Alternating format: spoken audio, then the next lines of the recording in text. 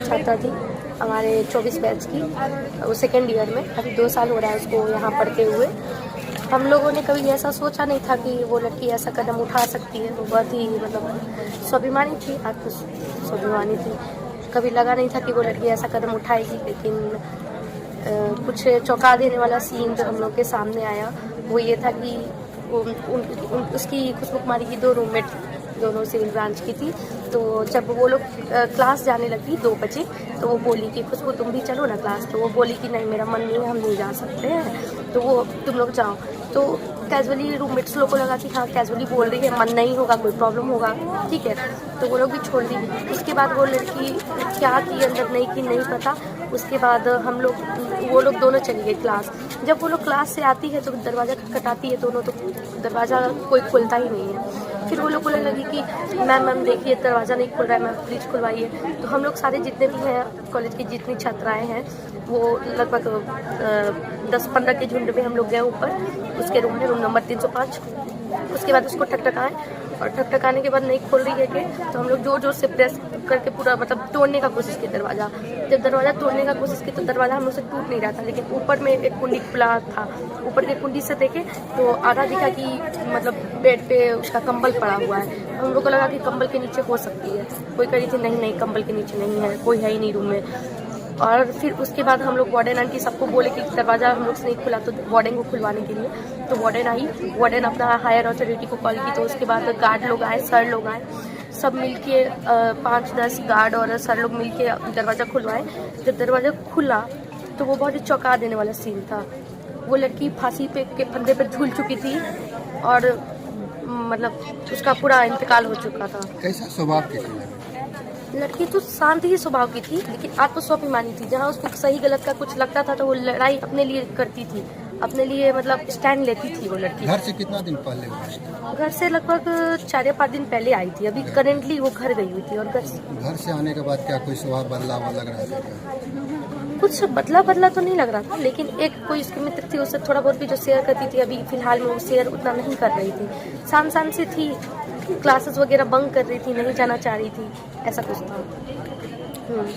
क्या लग रहा है आपको, क्या इसका कुछ में भी कोई पारिवारिक इशू भी हो सकता है, क्योंकि घर से अभी जस्ट आई हुई है। तो जहाँ तक लग रहा है कि पारिवारिक इशू नहीं है, क्योंकि क्लास तो नहीं गई थी, क्लास का कोई बर्डन होगा तो कुछ भी हो सकता है। अब तो ये कॉल रिकॉर्ड से जो भी फर्दर फॉरेंसिक डिपार्टमेंट के लोग पता करेंगे कि क्या है।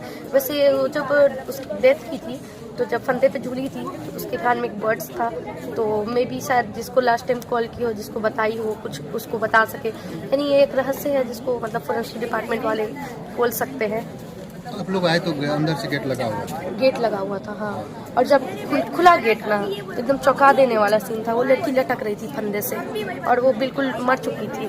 जब सब गया, उसका नब्स वगैरह चेक हुआ तो वो डाइट थी। आपका कमरा उसका कमरा कितना दूर है? सर उसका कमरा 3rd फ्लोर पे, मेरा कमरा 2nd फ्लोर पे। सर हमको जब पता चला तब हम गए दरवाज़ा खुलवाने के लिए। आपको कैसे पता चला? सब मैं सीनियर हूँ, लास्ट ईयर की हूँ, तो जूनियर लोग आई कि मैम दरवाज़ा नहीं खोलिए, खुशबू चलिए ना। खुशबू को मैं जानती थी तो वो लोग मेरे को इन्फॉर्म किए कि मैम साथ खुलवा सकती दरवाज़ा, तो हम दरवाज़ा खुलवाने गए। अभी क्या वो लटके मतलब उसको लास्ट नहीं, उसका ये इसी में चला गया है, 100 वाहन में। देख सकते हैं यहाँ 100 वाहन आए हुए हैं। फॉरेंसिक डिपार्टमेंट की टीम आई, उसको जो भी उसका प्रोसेस था, जो पुलिस वगैरह आए, वीडियो मैम आई। अभी रखे हुए माता पिता? हाँ, तो अभी माता पिता जी के लिए ये लोग ले जा रहे थे इसको आगे प्रोसेस के लिए, पोस्टमार्टम वगैरह के लिए। लेकिन हम बच्चों की मांग थी कि जब तक अंतिम यात्रा पे उसके मम्मी या पापा नहीं आ जाते हैं तब तक हम लोग उनको नहीं जाने देंगे, क्योंकि अंतिम यात्रा में कम से कम माँ पापा उसका शक्ल तो देख सकते हैं ना, चेहरा तो देखेंगे ना। क्या लगता है, क्या व्यवस्था है? व्यवस्था के बारे में हम यही कहना चाहेंगे कि एम्बुलेंस फैसिलिटीज़ वगैरह होनी चाहिए अपने कॉलेज में। आप ही बताइए सर कि यहाँ करीब 200 लड़कियाँ इस हॉस्टल में लमसम रहती हैं, तो क्या उन 200 लड़कियों में कोई ना कोई तो जरूर आए दिन बीमार पड़ती होंगी, आए दिन हेल्थ फैसिलिटी मतलब हेल्थ इश्यूज होता होगा। तो इसके लिए वो लोग कहाँ जाएंगी? रात में अगर कोई बीमार पड़ जाती है आधी रात में तो वो कहाँ जाएंगी?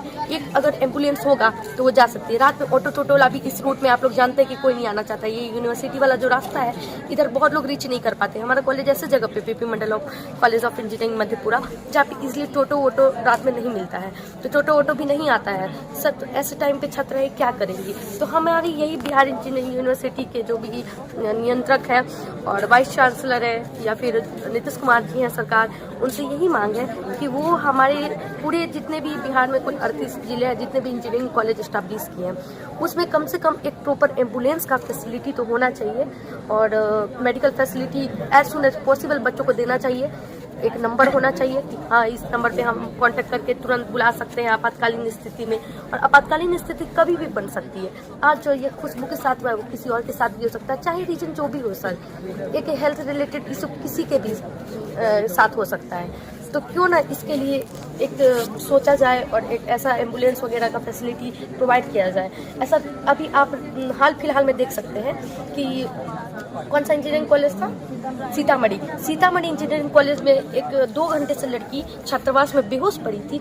ना कोई गाड़ी आया ना कोई एम्बुलेंस आया, जिसकी वजह से वो लड़की का क्या हुआ कि बेहोशी की हालत में हाई ब्लड प्रेशर के कारण ब्रेन हैमरेज हो गया और वो लड़की का डेथ हो गया। और वो लड़की बच सकती थी सर, अगर उसको सही टाइम पे अगर एम्बुलेंस फैसिलिटी मिल जाता और वो हॉस्पिटल रीच कर जाती तो वो बच सकती थी। उसको डॉक्टर्स नियंत्रण में रख सकते थे, उसके बीपी को तुरंत मेडिसिन वगैरह देके उसका ब्रेन हैमरेज नहीं होता सर। तो कहीं ना कहीं चूक हो रही है सरकार से। केवल इंजीनियरिंग कॉलेज की बड़ी बड़ी इमारतें और बड़ी बड़ी हॉस्टल्स, बड़े बड़े इंफ्रास्ट्रक्चर्स से कुछ नहीं होने वाला। आप कैसे इंजीनियर डेवलप कर रहे हो जब आपके यहाँ खुद एक एम्बुलेंस की फैसिलिटी नहीं है, एक मेडिकल की फैसिलिटी नहीं है। ये कैसा बिहार है? यही स्मार्ट सिटी, स्मार्ट बिहार बनाना चाहते हो, ये बनाना चाहते हो, वो बनाना चाहते हो, ये प्रोजेक्ट करना चाहते हो, वो करना चाहते हो। बिहार अभी इतना पीछे है कि इंजीनियरिंग कॉलेज में एक एम्बुलेंस तक नहीं है सर। और हम क्या चाहेंगे इस कॉलेज से? क्या नाम हुआ? मेरा नाम है आकाश।